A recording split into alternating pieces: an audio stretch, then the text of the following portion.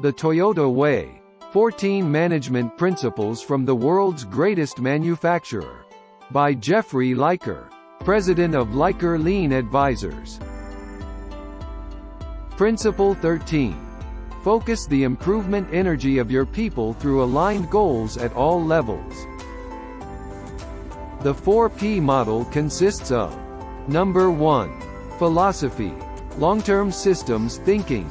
Number 2. Process. Struggle to flow value to each customer. Number 3. People. Respect, challenge, and grow them. Number 4. Problem solving. Think scientifically to improve towards a desired future. The Toyota Way problem-solving principles consist of: observe deeply and learn iteratively, PDCA. Align goals. Bold strategy. Large leaps and small steps. This video discusses the 13th principle of the Toyota Way. Focus the improvement energy of your people through aligned goals at all levels. Continuous improvement based on problems that pop up can accomplish a good deal. But to get everyone involved in continuous improvement in a way that adds up to huge corporate improvements requires aligned goals and objectives and daily measurement of progress toward those objectives.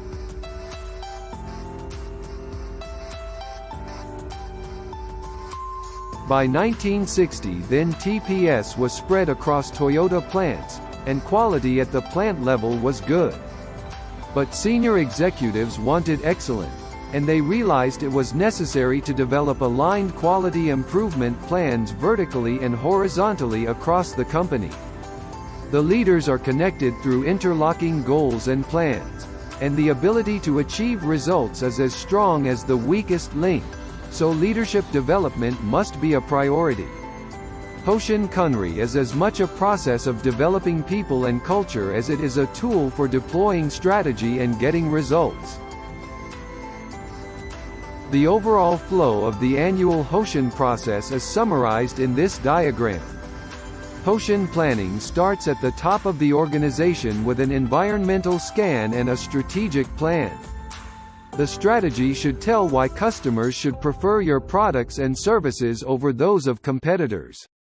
What is distinctive? What will you focus on doing? And what will you not do? The detailed Hoshin process across the company involves planning, communicating horizontally and vertically, building consensus, and committing to targets. Toyota creates a 10-year global vision roughly every decade, which is converted into more concrete goals in a 5-year business plan and then gets translated into 1 to 3-year breakthrough objectives. The end result of this annual planning is many A3 reports that cascade through the organization and become increasingly focused on specifics the further down in the organization you go. At Toyota, there are 2 major reviews for the whole company, mid-year and year-end. But there are constant reviews and dialogues throughout the year, including within Toyota's board of directors, which is mostly an internal board led by the president. Most reviews are local in various parts of the organization, from shop floor work groups to engineering product groups to sales groups. In Toyota manufacturing, each level of the management hierarchy from group leaders to the plant manager meets daily in stand-up meetings next to visuals on a board and wall to discuss yesterday, today, and tomorrow and consider overall progress. For Toyota, how you arrive at the decision is as important as the results of the decision. Taking the time and effort to do it right is mandatory. In fact, management will forgive a decision that does not work out as expected if the process used was a good one. A decision that by chance works out well, but was based on a shortcut process, is more likely to lead to a reprimand from the boss. Toyota's secret to smooth and often flawless implementation of new initiatives is careful, upfront planning. Underlying the entire process of planning, problem solving, and decision-making is careful attention to every detail. Often part of the planning process is running experiments in a pilot. This behavior is associated with many of the best Japanese firms, and Toyota is a master at it. No stone is left unturned.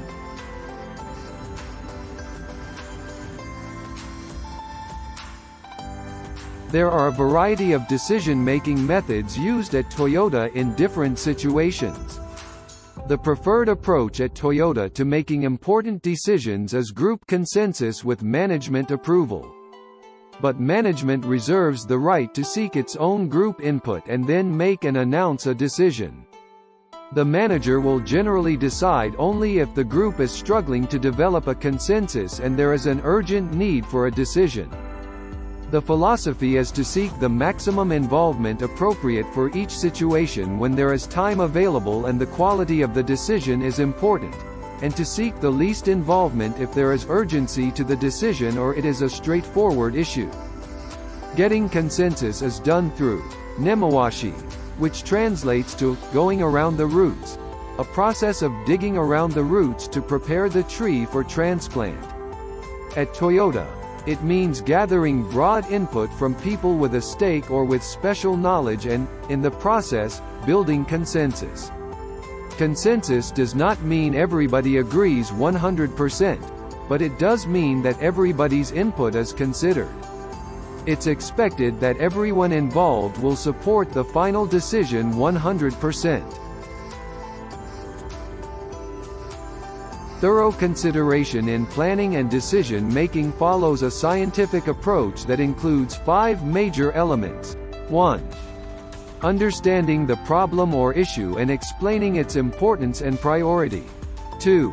Understanding the current condition including possible causes for the issue, asking, why? 5 times. 3. Broadly considering alternative approaches and developing a detailed rationale for the preferred approach. 4. Building consensus within the team, including Toyota employees and outside partners. 5. Using very efficient communication vehicles to execute steps 1 through 4, preferably one side of a sheet of paper. This looks like a linear process, but there is a great deal of experimentation and feedback loops that make up the essence of the learning process.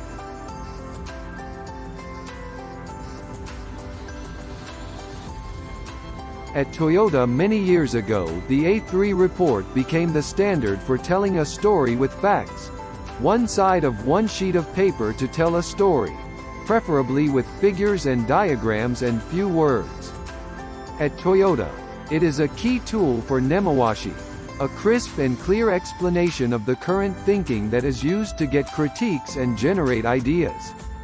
The A3 is not just a problem-solving report that summarizes what happened, but also the start of a problem-solving process that unfolds over time with give and take with the coach and other stakeholders.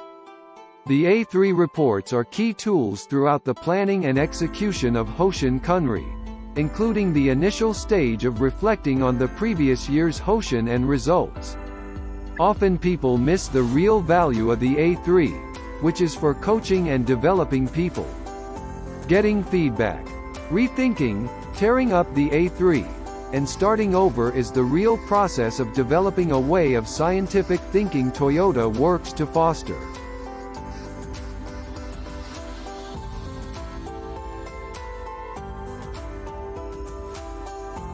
Technically speaking, Hoshin Kunri focuses on breakthrough objectives led by senior management, while the work groups focus on smaller improvements directed toward targets on key performance indicators, KPIs, but at Toyota they are blended together. PDCA starts with a plan to achieve a big step forward from the current condition, often by a cross-functional team. SDCA starts with a standard and seeks to eliminate deviations from the standard through daily improvement by the work group.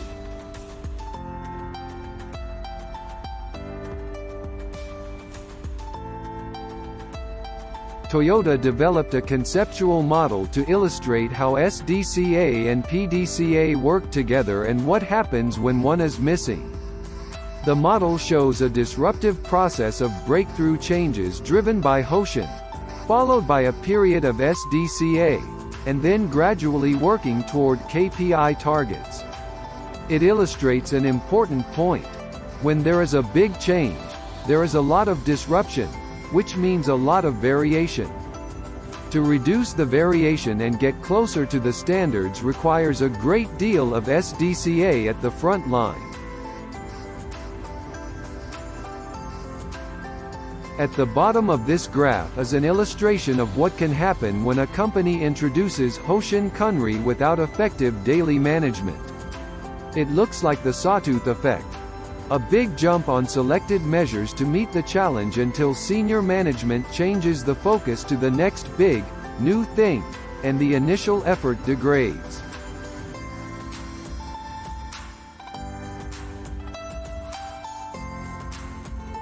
On the other hand, killer daily management with frontline teams passionately engaged in SDCA will lead to steady improvement, but not the breakthrough architectural change needed to adapt to changing products, technology, and environments.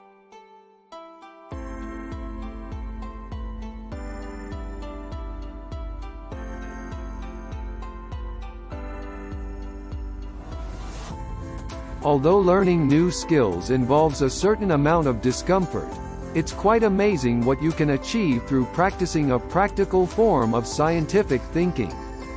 The more scientific capability you develop in your teams, the more you can empower them to meet challenges that you may have once considered impossible. Managers play a key role in this, because it is their job to create the creators.